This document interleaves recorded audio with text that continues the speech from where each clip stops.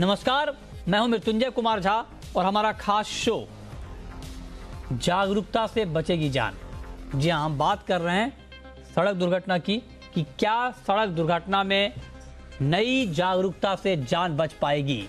ये सवाल इसलिए कि पूरी दुनिया में सबसे ज्यादा सड़क हादसे भारत में होते हैं। एनसीआरबी के मुताबिक 2019 में ही सड़क हादसों में 1.5 लाख से ज्यादा लोगों की जान चली गई है। सड़क हादसों को रोकने के लिए सरकार ने कई कदम उठाए, जुर्माना की रकम 10 गुना की, तो इंश्योरेंस प्रीमियम बढ़ाने के साथ और भी कई बदलाव किए हैं। सरकार इस बार भी लोगों को जागरूक करने के लिए नेशनल रोड सेफ्टी मंथ मना रही है। लेकिन क्या कारण है कि तमाम कोशिशों के बावजूद सड़क हादसे कम नहीं हो रहे हैं? कायदे कानून में कमी है, या फिर सड़कें खराब हैं, या फिर लोगों की ड्राइविंग इसके लिए जिम्मेदार है? आखिर वजह क्या है? इसी पर हम बात करेंगे और साथ ही ये बात करेंगे कि कैसे सड़क दुर्घटना को कम हम कर सकते हैं।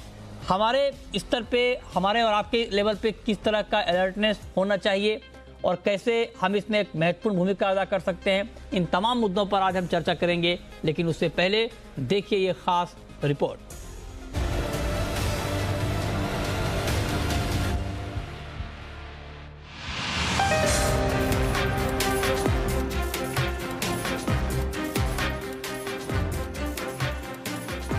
सड़क हादसों के मामले में भारत दुनिया में सबसे आगे है। यकीन नहीं होता तो जरा सड़क पर निकलिए। कहीं रफ्तार के सिकंदर सड़क पर करतब करते नजर आएंगे, तो कहीं बिना कारण बना स्पीड ब्रेकर या सड़क का गलत डिजाइन हादसों को बुलावा देता दिखाई दे जाएगा। गलती किसी की भी हो, देश की सड़कों पर हर घंटे करीब 20 लोगों की जान जाती है। एनसीआरबी यानी नेशनल क्राइम रिकॉर्ड ब्यूरो के मुताबिक सिर्फ 2019 में ही देश में 4,37,396 सड़क हादसे हुए थे, जिसमें 1,54,732 लोगों की जान गई। आंकड़े बताते हैं कि सबसे ज्यादा मौतों के लिए तेज रफ्तार जिम्मेदार है। कुल मौतों में से 60% मौतें सिर्फ ओवर स्पीडिंग के कारण हुई। सड़क हादसों में 38% लोग 2 व्हीलर चलाने वाले होते हैं, जबकि कार चलाने वालों की संख्या करीब 14% रही। एनसीआरबी के आंकड़े बताते हैं कि खतरनाक तरीके, लापरवाही या गलत तरीके से ओवरटेक करने के कारण 42,557 लोगों की मौत हो गई, जबकि 1,06,555 लोग घायल हो गए। खराब मौसम को भी 2.6% सड़क हादसों के लिए जिम्मेदार पाया गया। एनसीआरबी की रिपोर्ट बताती है कि 2019 में 59.5% सड़क हादसे ग्रामीण इलाकों में हुए, जबकि 40.5% सड़क हादसे शहरी इलाकों में देखने को मिले। एनसीआरबी के आंकड़े लोगों को आईना भी दिखाते हैं और सरकार को भी, जो हर साल लोगों को सड़क हादसों के प्रति जागरूक बनाने के लिए रोड सेफ्टी मंथ चलाती है। इस बार भी चला रही है, लेकिन सरकार इस बार इसमें नई पहल शुरू कर चुकी है। सरकार का मानना है कि रोड सेफ्टी में इंश्योरेंस कंपनियां बड़ा योगदान दे सकती हैं। इसके अलावा सरकार कुछ नियमों में भी बदलाव करने पर विचार कर रही है। डीएफएस के जॉइंट सेक्रेटरी सौरभ मिश्रा के मुताबिक सरकार गोल्डन आवर से जुड़े नियमों में बदलाव करने जा रही है। सरकार का मानना है कि इससे ज्यादा लोगों की जिंदगियां बचाई जा सकेंगी। साथ ही सड़क दुर्घटना के क्लेम की राशि दावेदार के खाते में सीधा ट्रांसफर होगी। सरकार रोड सेफ्टी में इंश्योरेंस कंपनियों को भी जोड़ेगी। सरकार लोगों को जागरूक करने के लिए इंश्योरेंस कंपनियों के डेटा का इस्तेमाल करेगी। साथ ही टेक्नोलॉजी से प्रीमियम को सेफ्टी और ड्राइविंग पैटर्न से जोड़ा जाएगा। अगर आप अब भी सड़क हादसों को हल्के में ले रहे हैं, तो जरा इन आंकड़ों पर भी नजर डालिए। एक रिपोर्ट बताती है कि करीब हर 3 मिनट में इस देश की सड़कों पर एक हादसा होता है। हर घंटे करीब 25 लोग इन हादसों में अपनी जान गंवा देते हैं और इन हादसों में 70% से ज्यादा मरने वाले 18 से 45 साल के होते हैं। सरकार सड़क हादसों को रोकने के लिए गंभीर है और संजीदा भी। जरूरी है कि हम और आप भी वक्त रहते संभल जाएं और जब भी सड़क पर गाड़ी चलाएं तो वो पूरी जिम्मेदारी से, क्योंकि सड़क हादसे में भले एक जान जाती हो, लेकिन चिराग पूरे घर का बुझता है।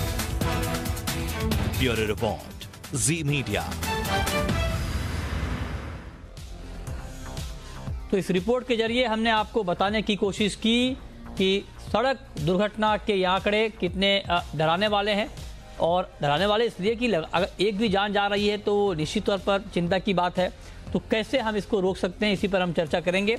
हमारे साथ 3 खास मेहमान इस पर बातचीत के लिए जुड़े हैं।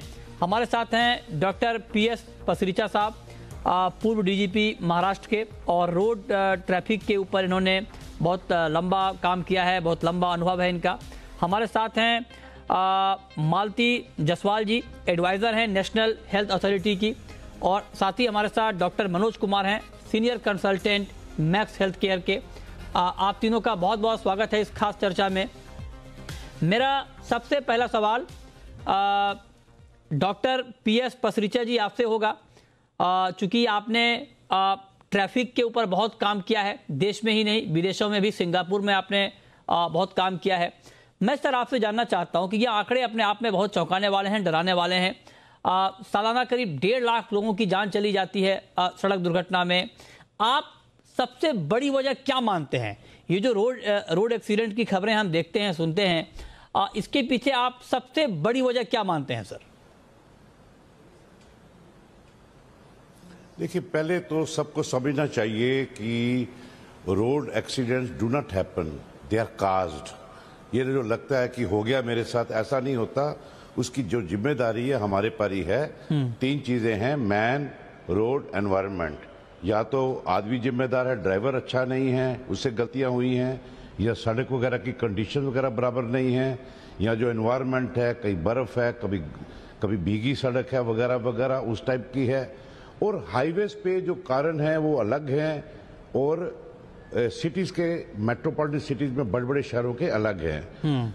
हाईवेज पे क्या होता है कि डेंजरस ओवरटेकिंग की बड़ी ही बहुत ज्यादा कोशिश की जाती है। कारण क्या है कि हमारा जो रोड लेंथ है सारे देश का, वो है अबाउट 59 लाख, जिसमें से नेशनल हाईवे सिर्फ है 1,42,126 किलोमीटर के करीब, जो इट इज हार्डली 2.7%।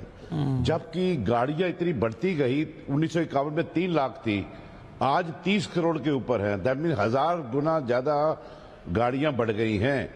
जबकि सड़कें जो थी पहले 1951 में 3 लाख के करीब थी, उसकी लेंथ 4 लाख थी, आज वो 59 लाख के करीब है। दैट मीन 15 गुना बढ़ी सिर्फ।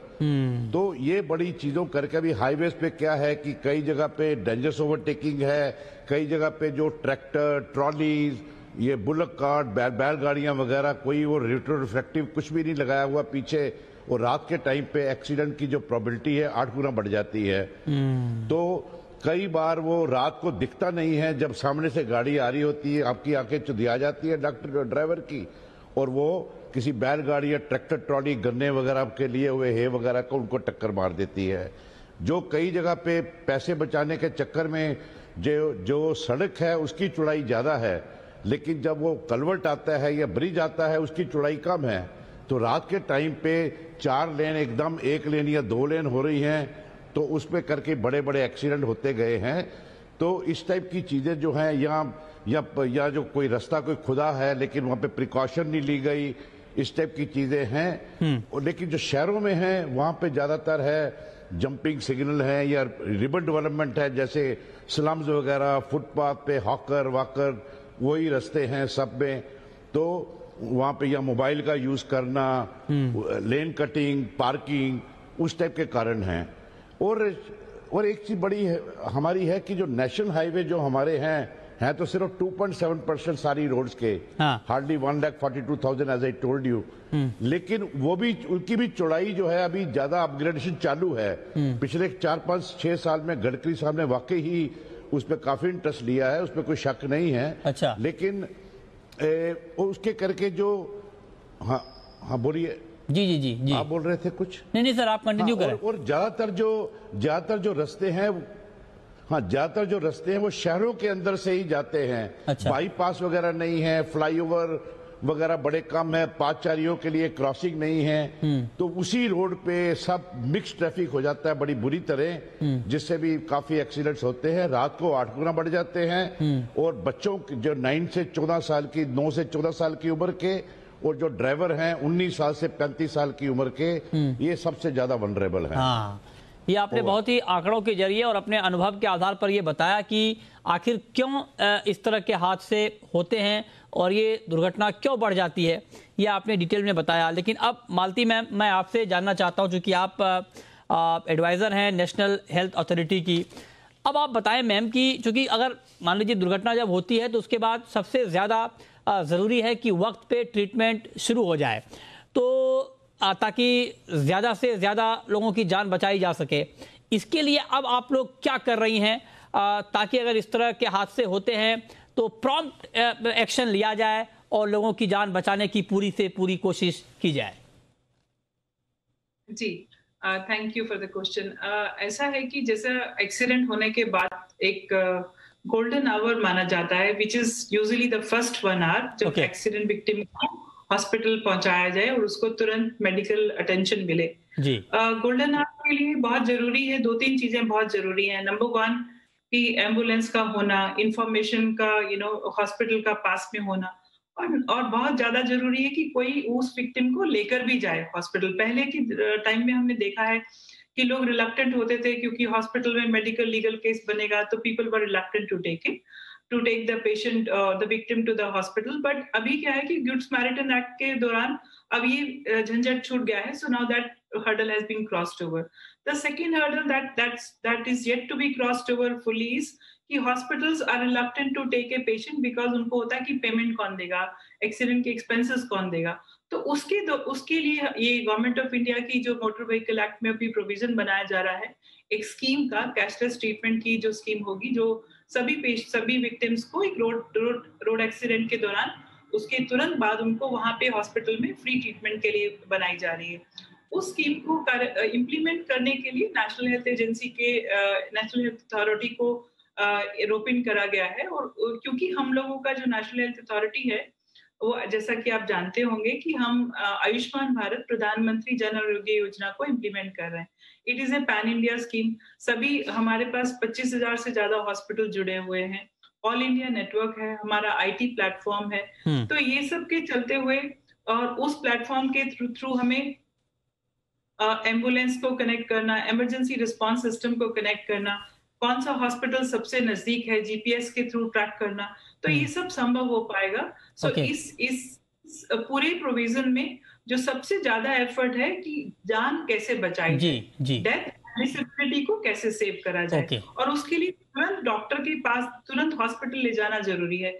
जस्ट एक पॉइंट और ऐड करेंगे कि हो सकता है कि जो नजदीकी हॉस्पिटल हो वो फुल्ली कॉम्पिटेंट ना हो, क्योंकि ट्रॉमा केयर सेंटर सभी जगह नहीं है इंडिया में, और एक्सीडेंट कहीं पे भी हो सकता है। So mapping of trauma care centre to primary trauma care centre, ये भी हम लोग कर रहे हैं। तो ये सब जो काम है बिल्कुल IT प्लेटफॉर्म के जरिए उस पे पूरा काम हो रहा है, और हमें उम्मीद है कि जब ये स्कीम लागू करती है सरकार, तो हम IT के थ्रू ये कर पाएंगे। ये आपने मैम बहुत महत्वपूर्ण जानकारी दी है। इस पर काउंटर क्वेश्चन मेरा आपसे ये होगा, आपने गोल्डन आवर का जिक्र किया। अभी 1 घंटा है कि 1 घंटे में अगर आप पेशेंट को सही जगह अस्पताल में पहुंचा देते हैं तो उनकी जान बचाई जा सकती है। तो अब जो इसमें बदलाव होगा मैम, क्या उसका रखा जाएगा वक्त 1 घंटे से बढ़ाकर कितना? पहला तो ये। दूसरा मेरा एक सवाल आपसे इसी से जुड़ा हुआ ये है, आपने कहा कि कई बार ये होता है कि जब आप पेशेंट को अस्पताल ले जाते हैं तो वहां पर ये देखा जाता है कि अब पैसे कौन देगा ट्रीटमेंट का, तो आपने कहा कि एक फ्री ट्रीटमेंट की व्यवस्था की जा रही है। तो क्या ये सारे मतलब एक्सीडेंट के लिए होगा? इस पर थोड़ा और डिटेल में अगर आप बता पाएं, तो क्या ये कंप्लीटली फ्री होगा या तब तक फ्री होगा जब तक उनके रिलेटिव वहां पर नहीं पहुंच जाते हैं या पैसों का बंदोबस्त नहीं हो जाता है? जी, सो इसमें 2-3 क्लैरिफिकेशंस ये हैं कि नंबर 1 की गोल्डन आवर तो 1 आवर कहा जाता है, but stabilisation of the patient's condition is very critical. So वो 1 घंटे में हो जाती है या 1 घंटे के कुछ घंटे बाद होती है। So stabilization is an expansion of the golden hour definition. Usually ये माना जाता है, बाहर के देशों में माना जाता है कि 1 घंटे में स्टेबलाइज करा जा सकता है, बट हमारे यहाँ पे पहुंचने में भी अगर आधा पौना घंटा लग गया तो उसके बाद का 1 घंटा। So stabilisation is a better expression. Maybe जो अभी के प्रोविजंस में गोल्डन आवर लिखा है, मे बी स्कीम के दौरान इसको स्टेबलाइजेशन में कन्वर्ट कर सकते हैं। और स्टेबलाइजेशन की वर्ल्ड हेल्थ ऑर्गेनाइजेशन की डेफिनेशन भी है, WHO की, which I'm not able to recollect, but it is basically as you can make out stabilization of the patient where there is no risk to the life or any other limb of the patient. That is the, I think, somewhat the language that has been used. Now coming to the point कि ये किस extent तक होगा, ये पूरी scheme free रहेगी और रिश्तेदार आने तक रहेगा? नहीं, इसका रिश्तेदार के आने तक का कोई कनेक्शन नहीं है, ठीक है। इसका direct connection stabilisation of the patient है, नंबर 1। एंड उसके बियॉन्ड कोई भी जो स्कीम है वो अनलिमिटेड नहीं हो सकती है, नंबर 1। और इसमें जो है काफी सारे व्हीकल्स इंश्योरेंस के भी हैं, so there would be rules and regulations whereby there would be management of the health issue or health episode or trauma care in a very seamless fashion. When I say seamless fashion, तो वो ये है कि मान लीजिए कि scheme का तो एक एक्सटेंट तक खर्चा कर सकते हैं, बट उसके बियॉन्ड भी किसी को ट्रीटमेंट की जरूरत है। मतलब पहला मकसद ये रहेगा कि उनको स्टेबलाइज किया जाए, पेशेंट की जो कंडीशन है उसको ठीक किया जाए, उसके बाद अगर फर्दर ट्रीटमेंट चलता है तो उसके ऊपर अलग से व्यवस्था होगी। लेकिन अब मनोज जी, आपसे मेरा एक महत्वपूर्ण सवाल होगा, क्योंकि आप डॉक्टर हैं, सीनियर डॉक्टर हैं। अब कई बार लोगों को ये लगता है कि मैं गाड़ी चला रहा हूं तो मेरे पास फर्स्ट एड किट है, इतना काफ़ी है, लेकिन लोगों को ये नहीं पता होता है कि आपके फर्स्ट एड किट में क्या क्या चीज़ें होनी चाहिए, ताकि कई बार होता है कि आप किसी ऐसी जगह पर दुर्घटनाग्रस्त होते हैं जहां पर आसपास कोई अस्पताल नहीं है, डॉक्टर नहीं है।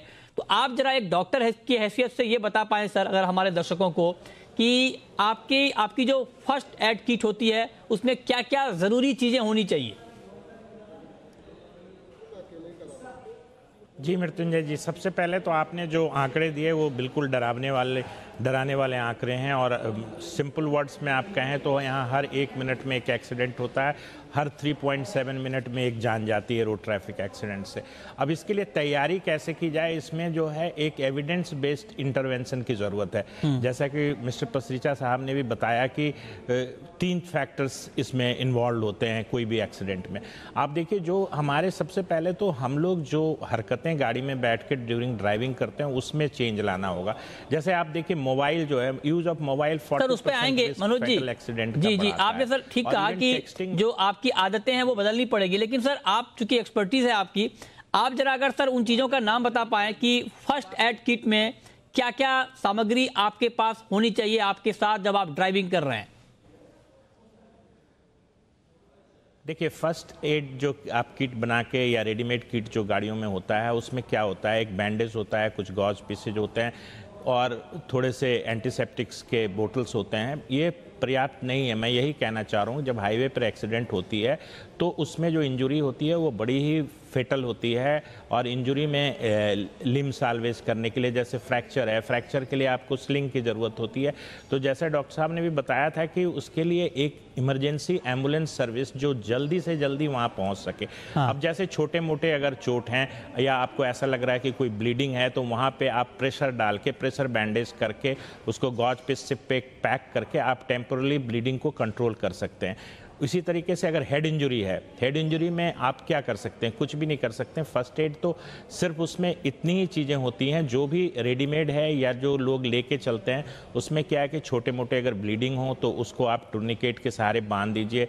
अगर कोई आपको ऐसा लगता है कि कहीं से कोई वेसल्स है जिसके रप्चर होने से ब्लीड बहुत तेज़ी से हो रहा है, तो उसको प्रेशर से, चाहे उसको गॉज पिस से दबा के या प्रेशर बैंडेज करके या टूर्निकेट उसके ऊपर अप्लाई करके, वो भी पीरियडिकली आपको ढीला करना पड़ेगा। तो फर्स्ट एड में सामान रखने से मुझे नहीं लगता है कि जिस एक्सीडेंट की हम हाईवे एक्सीडेंट की बात कर रहे हैं उस पर ये फर्स्ट एड किट बहुत ही यूजफुल होगा। डेफिनेटली माइनर इंजरी के लिए, खरोच के लिए, कभी कभी ग्लास जैसे आपका विंड स्क्रीन टूटता है, वो आके लगता है आपके फेस पे, तो आप उस जगह पे एंटीसेप्टिक अप्लाई करके उसको प्रेस करके ब्लीडिंग को रोक सकते हैं। जी, हमारे साथ तीनों खास मेहमान बने हुए हैं।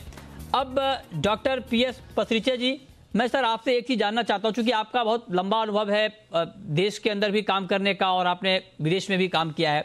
अब आप सर जरा हमारे दर्शकों को ये बताएं कि क्या सावधानी अपने लेवल पे बरतनी चाहिए ताकि हम बहुत हद तक इस तरह के एक्सीडेंट को, इस तरह की दुर्घटना को रोक पाए अपने लेवल पे जब हम ड्राइव कर रहे हों। इससे पहले कि मैं आपकी बात का उत्तर दूं, मुझे 2-3 चीजें सप्लीमेंट करनी है जी। जो मेरे जो कुलीग हैं पैनलिस्ट, एक तो डॉक्टर मनोज साहब ने एक बड़ी इंपॉर्टेंट बात बोली है कि फर्स्ट एड की बड़ी लिमिटेशंस हैं। उसमें मैं सिर्फ एक चीज ऐड करना चाहता हूं कि अगर आपको फर्स्ट एड की ट्रेनिंग नहीं है तो कई बार इन गुड फेथ आप जो विक्टिम है उसको बचाने के चक्कर में उसकी जो प्रॉब्लम है उसको ज्यादा गंभीर कर सकते हैं। You may aggravate it innocently, ignorantly. तो इसलिए कई चीजों पे उनको हाथ लगाना, क्योंकि पता नहीं उनका कहाँ फ्रैक्चर हुआ, क्या हुआ है, यू डोंट नो। तो एक ये पॉइंट मैं उस पर ऐड करना चाहता हूँ। और एडवाइजर मालती जी ने जो बड़ी एक्सप्लेन जो किया है उस पर मैं सर 1-2 चीजें ऐड करना चाहता था, क्योंकि पैसों की हमेशा लिमिटेशन रहेगी हमारे पास in our country for the next about 15-20 years. तो उसके लिए एक तो ये है कि जो जिला परिषद के अंदर प्राइमरी हेल्थ सेंटर होते हैं, आई वुड लाइक कि primary health centres national highways के और स्टेट हाईवेज के नजदीक स्थापित किए जाएं, ठीक है, ताकि उसका गांव वाले भी फायदा उठा सके जो टाउनशिप भी वगैरह है।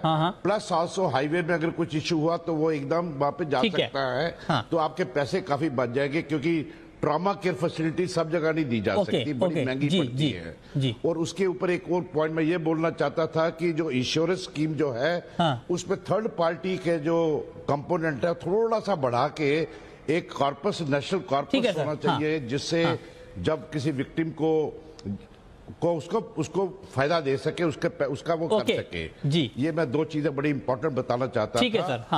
अच्छा, अब आया आपके सवाल के ऊपर कि यस, लोगों को क्या लगता है कि एक्सीडेंट सिर्फ हमेशा दूसरों के होते हैं। ट्रेजेडी जब आपके बैकयार्ड पे आती है तब आपको पता लगता है कि ओ ये क्या हो गया। तब आपको एक्सीडेंट की वैल्यू पता लगती है कि कितनी खतरनाक है, क्या क्या नुकसान किया जा सकता है। पहले तो हमारे जो कई माँ बाप हैं वो अपने बच्चों को पैम्पर करने में वो उनको गाड़ियां दे देते हैं, बड़ी बड़ी महंगी गाड़ियां। और कई बार तो ना वो 18 साल का बच्चा है ना उसके पास लाइसेंस है और उसको चलाने दिया। ठीक कह रहे हैं सर आप। तो एक तो बार उनके माँ बाप ही उनके जी। तो आपका सवाल क्या है फिर आप बताइए मुझे ना, क्योंकि आप थोड़ा जल्दी दिखा रहे हैं, मुझे पता नहीं आप क्या चाहते हैं। सर टाइम कम है, मैं चाहता हूं कि आप 2-3 ऐसी महत्वपूर्ण बात बता दें कि जिससे जो लोग हमें देख रहे हैं वो ये समझ पाए कि ड्राइव करते वक्त क्या क्या अतिरिक्त सावधानी बरतनी चाहिए।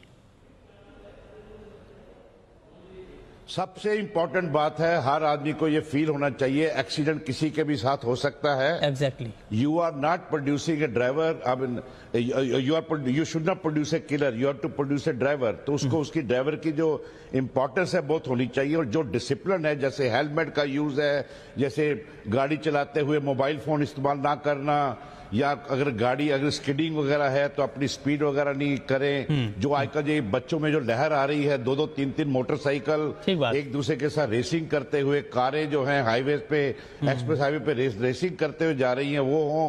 प्लस ये जो नॉन मोटराइज्ड व्हीकल्स हैं, जो बैलगाड़ियां वगैरह, ट्रैक्टर ट्रॉली वगैरह, साइकिल वगैरह, उनके पीछे रिट्रो रिफ्लेक्टिव का वो रिफ्लेक्टर लगाना बहुत जरूरी होना चाहिए, कंपल्सरी होना चाहिए। मैं इनफैक्ट गवर्नमेंट को मैं सजेशन दूंगा कि रोड सेफ्टी एक्ट में पेडेस्ट्रियन और नॉन मोटर व्हीकल्स एक्ट का भी उसमें इनकॉर्पोरेट किया जाए। उसी तरह जो एक्सकेवेशन के टाइम पे अगर किसी ने प्रिकॉशन नहीं लगाई, या सड़कों के आसपास जो हवेलियां शुरू हो जाती, बन्नियां वगैरह वगैरह, रिबन डेवलपमेंट जिसको बोलते हैं, उन चीजों पे एक्शन लिया जाए।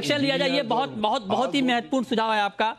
मालती जी, बिल्कुल संक्षेप में, मैम वक्त कम है, अब आप बताएं कि इंफ्रास्ट्रक्चर के लेवल पे क्या बातचीत, क्या तैयारी आप लोगों की हुई है, जिससे आप ये भी तय कर पाएं कि गोल्डन आवर में पेशेंट को पहुंचा दिया जाए। और जो बात अभी पसरिचा जी ने कही कि हाईवेज के आसपास जो है आपका जो मेडिकल फैसिलिटी है उसको और दुरुस्त किया जाए, इस पर मैम आपका जवाब 30 सेकंड में। जी देखिए, अभी ये काम वर्क इन प्रोग्रेस है। अभी ये काम कंप्लीट नहीं हुआ है, सो अभी इसके पूरे डिटेल्स और पूरी वर्किंग हो रही है। प्रेजेंटली हम जो जीपीएस के थ्रू ये मैपिंग करने की कोशिश हो रही है कि डिफरेंट हॉस्पिटल फैसिलिटीज में क्या क्या फैसिलिटीज उपलब्ध हैं, प्रेजेंटली हैं, जो कि एक आयुष्मान भारत पीएमजेएमएस हॉस्पिटल्स हैं, या इंश्योरेंस नेटवर्क में है या फिर गवर्नमेंट की फैसिलिटीज हैं, प्राइमरी हैं, कम्युनिटी हेल्थ सेंटर्स हैं, और ये सब सेंटर्स की मैपिंग हो रही है। And then we have to connect these like on a network with ambulance and emergency response system. अब ये हम चाहेंगे कि ट्रॉमा केयर सेंटर्स हाईवे के पास बहुत हो और बहुत अच्छे से हो, इक्विप्ड हो, इंफ्रास्ट्रक्चर हो, डॉक्टर्स हो, बट ये सब शायद इतने शॉर्ट पीरियड में तो संभव नहीं है। तो अभी प्रेजेंटली जो संभव है, जो प्रेजेंट फैसिलिटीज है, इनको कैसे कनेक्ट करा जाए in the most efficient manner. And of course as the health care demand बढ़ती है या कहीं पे भी कोई एक ज्यादा एक्सीडेंट स्पॉट्स हैं या कुछ ऐसे स्पॉट्स हैं जहाँ पे ज्यादा प्रोमिनेंस है एक्सीडेंट्स की, I am sure as the time goes by तो वहाँ पे ये स्कीम के लागू होने के बाद हॉस्पिटल्स भी और गवर्नमेंट की फैसिलिटीज भी इम्प्रूव होंगी। बहुत शुक्रिया मालती जी आपका, और डॉक्टर मनोज कुमार जी आपका, और डॉक्टर PS पसरीचा जी आपका हमारे साथ इस खास चर्चा में जुड़ने के लिए। चर्चा बहुत अच्छी हो रही है, वक्त कम है हमारे पास, वक्त होता तो हम और चर्चा को आगे बढ़ाते, लेकिन एक महत्वपूर्ण बात यह है कि कैसे बचना है और इसको लेकर क्या तैयारियां की जा रही हैं, इस पर बहुत महत्वपूर्ण बातें हुई हैं। तो फिलहाल इस खास शो में इतना ही।